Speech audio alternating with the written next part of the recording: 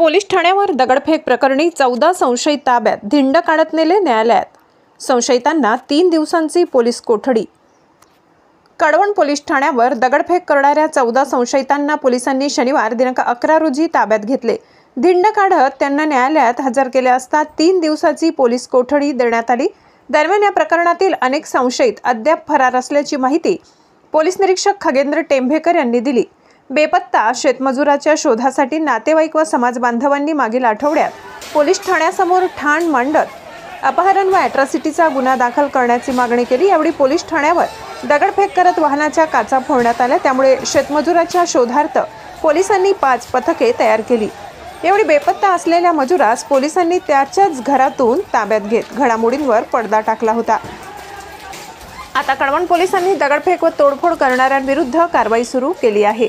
शनिवारी 14 जणांना ताब्यात घेत त्यांची धिंड काढण्यात आली. तसेच न्यायालयाने संशयितांना 3 दिवसांची पोलीस कोठडी सुनावली. त्यात बाळू माळी, बापू जाधव, विकास सोनावणे, सचिन वाघ, गणेश सूर्यवंशी, करण पवार, सचिन पवार, सागर शिंदे, नितीन बागुल, कृष्णा पवार, सुनील जाधव, योगेश जाधव, सागर जाधव, कैलास सोनावणे आदी संशयितांचा समावेश आहे. उपविभागीय पोलीस अधीक्षक किरण कुमार सूर्यवंशी, पोलीस निरीक्षक खगेंद्र टेंभेकर यांचे मार्गदर्शनाखाली विशेष पथकाने ही कारवाई केली.